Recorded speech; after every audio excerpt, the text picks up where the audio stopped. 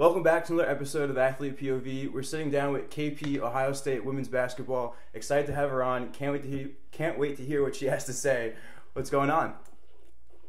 Not much. Excited to be on here. It's always good to talk about basketball. Absolutely. And now let's get right into it. With Ohio State now, first time in the Sweet 16 since 2017, must be very exciting. What's the mindset going forward? I know you just won 2 games. What's the mindset going into next game versus Texas and, in the future?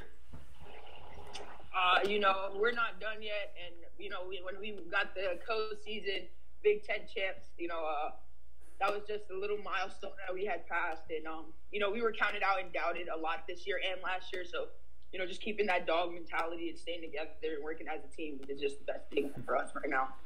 Absolutely. And you mentioned co-winning the Big Ten.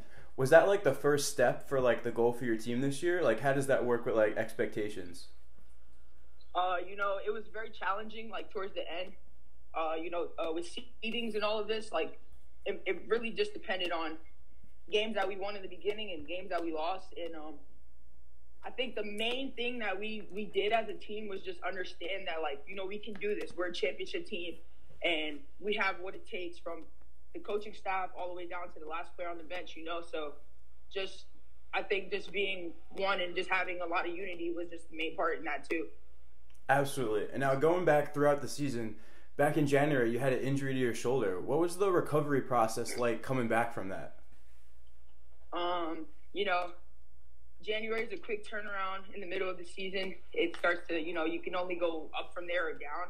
And I think my main thing was knowing that I couldn't physically help my team on the court, just helping them like mentally, and having my presence there. Like there were some games like with COVID and all this extra stuff going on that like I couldn't really be on the bench with my teammates because of like being exposed or like just traveling with them as well. So like just having them know or like just texting them here and there like, hey, that was a great game, like, but you can also do this, like stuff that I would do on the court and in practice. So I think just having them and letting them know that I'm still there with them was just the main thing.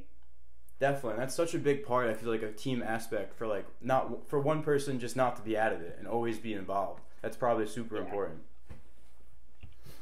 Yeah, so now going like a little 180 here, you're also involved a lot with NIL deals, right? I see this all over your social media, stuff like that. But now a big question, how do you determine who you work with? Because I'm sure a bunch of brands reach out to you. So I am signed with a non-exclusive deal with Chris Fields. He went to Ohio State as well. He was on the football team there, I believe, in the 90s. And, he went pro and then sadly like a career-ending, injury. But he plugged me in with a couple of people in the beginning of this NIL stuff. And then, I just put my email in my bio so like people are able to reach out to me directly. And back home, I have my godfather who's also into like all this business stuff, and I just sent him over my contract. He'll read it over with me and my parents, and we'll decide and distinguish from there which ones are good for me, which ones will benefit me, and what shows them my personality and what I want to do in life. So most of the deals that I have now are basically like stuff that are fun and just easy to connect to, and some things are even for my fans, but like for the most part, I just do it for the people. So I think it's cool that we have it. Very cool. And we saw one recently, or it's on your Instagram with the cars, that place, right? Yeah. Where you and your teammate, she hit a hook shot into the car. What was the backstory behind that one? So Rick's a really good guy.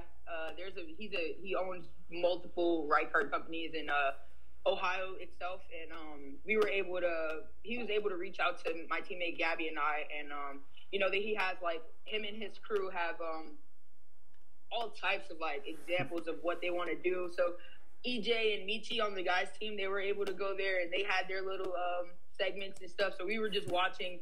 I think Gabby had like a fax company one that she had to like wear an exact outfit as same as Rick, and like he has this slogan called "We're Dealing." So like it was just like keeping up with that, but like we were like his interns. So like he was just showing us how like student athletes and like basketball players and all these other players can actually work for like a car company. You know what I'm saying? It's Definitely. Just a little fun gig though. Right. Yeah, and it's super interesting, this whole new NIL thing where college athletes can now make money off like their name, likeness, and image.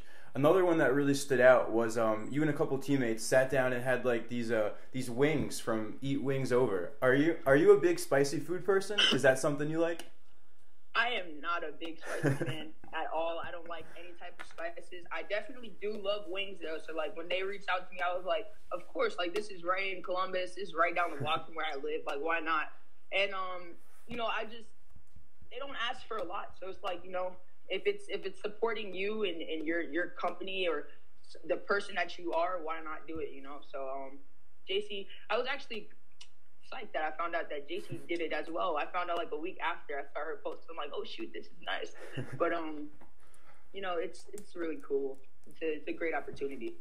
Definitely. In another aspect, being from the New York City area, how does your high school days play into where you are now, and then also, being a very highly rated prospect at a high school? I was highly recruited coming out of high school.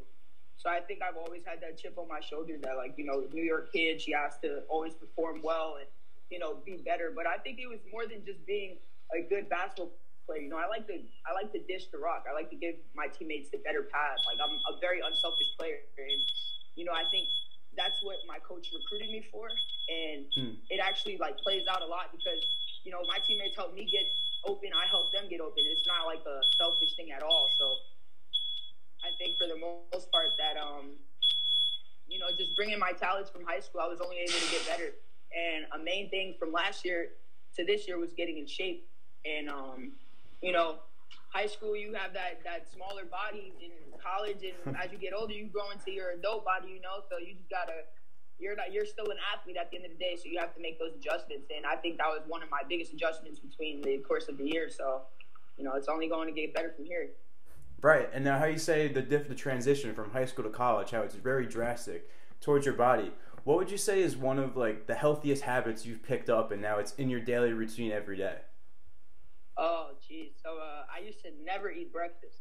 And breakfast has become a major thing here. And even if it's just like a light snack, like a kind bar or like a smoothie, just getting that extra supplement in your body in the morning, you'll see the hard work that it takes off. And, the recovery is a main thing in college as well, because in high school, you could play 6 games in a day and think that you're good, go home and take an Epsom salt bath.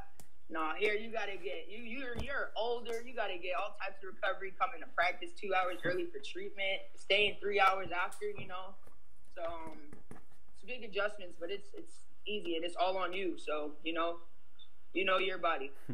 Another thing that was really cool that my team found is how you were in the Kyrie Invitational game.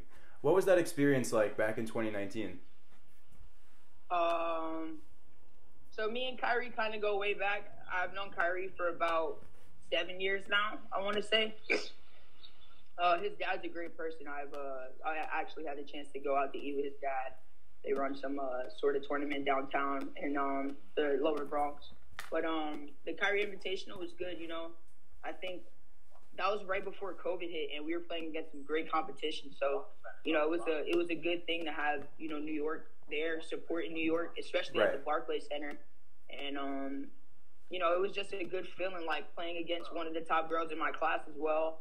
And we have a great relationship as well. So I think it was just putting on for the people and just showcasing our talent, and being that Kyrie and all these other people were there was just amazing. And it was just really good because I think it just the Nike atmosphere and just knowing that you had support for women's basketball at that time, Right. So I think that was cool. Yeah, that's super cool how you have connections to such like, a big star now, in the NBA. And especially being him from the same area, connections, they last. So that's pretty cool about yourself. But you mentioned COVID and how it affected you. It was right before. What was like the biggest challenge with COVID and everything? Like your recruiting process, getting into college with COVID still restrictions. What was that been like for you? So I actually had committed the summer before COVID hit. So it wasn't as bad. Like I already had my school picked out and everything. But in New York, it was actually horrible because there was no outlets for like gyms or anything. But I was actually fortunate for like the last month before I actually had to go to college. One of my friends, Mayani, he had a Kips Bay Girls and Boys Club up in the Bronx, like around the corner from where my dad stays. and I was actually able to just go in there and work out, like 3-4 times a week. But it wasn't the stuff that I actually needed preparing to go to college and play against, veterans and stuff like that. So, I'm forever grateful for the resources that New York basketball and New York State gives us. But, it hit New York really hard. So, I think the adjustment period with that was just, that's when you just stay at home, you start eating and, playing video games and gaining a lot of weight. So that's exactly what happened to me. So I actually came into college not ready, and fighting to get back was just a lot. Definitely. And myself, I used to live in the Staten Island area. I live in New Jersey now. So I can completely relate to like the type of atmosphere and the COVID restrictions that really, affected everybody, not just athletes, but I would say especially athletes. So it's pretty good that you had your college picked out already, I feel. Yeah.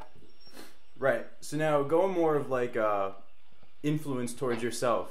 We saw how Epiphany Prince was a big inspiration to you. How do you think that is?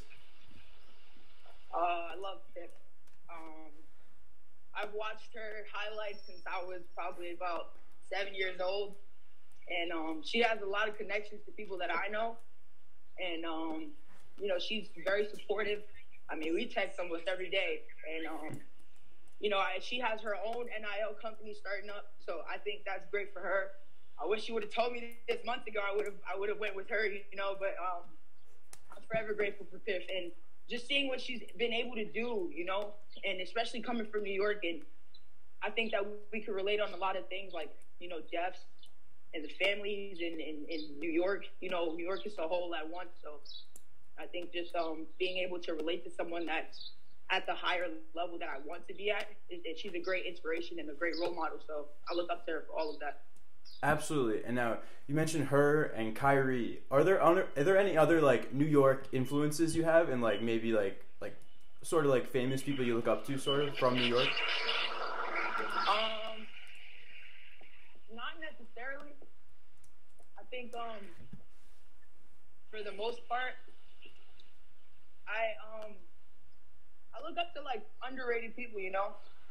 Some people that people wouldn't really expect to see do good. So I think that's anybody. So it could be anybody. I could look up to, somebody that's younger than me, and that's true. And I think she's not a celebrity yet, but I definitely look up to Lauren Swan. She goes to Christ King High School. She's going to be a problem in the next year. Yeah, and it's definitely cool how you've are on the NCAA level, and you can look back at say your hometown or your hometown area and see who's the next upcoming person, and then you can connect them to who you're with, and then it's all it's all about connections. That's really cool. Yeah.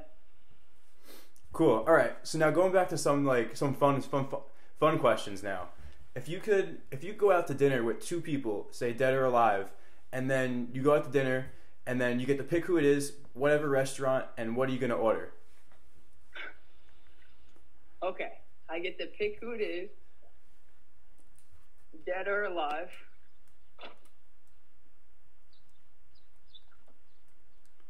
I'm not going to a restaurant, I'll tell you that. I'm going to my house. And it's going to be with my great-grandmother and my cousin. Okay. Those are my two biggest influences, and those are the main reasons why I still play basketball. So that's awesome. What would you guys have to eat? My grandmother is gonna have to make her famous dish, pollo guisado. It's a Spanish dish. It's chicken boiled in some gravy and some white rice, but there's sweet potatoes and all types of stuff in it. Man, that's so cool. I can tell that you're very family oriented, and your roots into New York City are pretty deep. That's pretty cool. Yeah, it's all about the culture for me. Gotcha. My grandma's also a really good cook. Usually a couple of Sundays every month we head over to her house for dinner. So that's another tradition for myself. Gotta love the grandma. Absolutely, they're one of a kind and always different to everybody. Definitely. Wait, pause real quick. They just texted me and said that we're starting a little earlier for film. Yeah. Do you want to, can we, resume this, right after? Yeah, to be honest, I have like one. We're coming towards the end. I have like one more question if you're still walking. Oh, perfect. I thought we were still going. No, we only need about like 20 minutes. It actually flowed pretty well, so we really didn't take up as much time as I thought. Maybe like 5 minutes less. But last question I got for you: if you could give any advice to anybody, maybe going through a tough time, what would you say to them? You know, the grass isn't always greener on the other side. So just stick it out. It gets better. It's not about the person and the stuff that happens to them. It's how the person reacts. And if you're able to keep that strong mentality, you'll face anything, including adversity. Yeah, I mean, people always like say how athletes are supposed to be like, tough individuals, not really worry about their mental health, but it's definitely an aspect that doesn't get touched on enough. So I thank you for like speaking up a little bit about it. And of course, with nothing's always going to stay the way it is. It gets better with everybody. Yeah, definitely. All right, I want to thank you for coming on. I appreciate your time, and I know you got to get back on schedule with your team. So best of luck with the game tomorrow night. Thank you, and I hope that you can watch. And if you ever want to talk again, I'm always text away, and I appreciate you. Awesome, thank you so much. Appreciate it.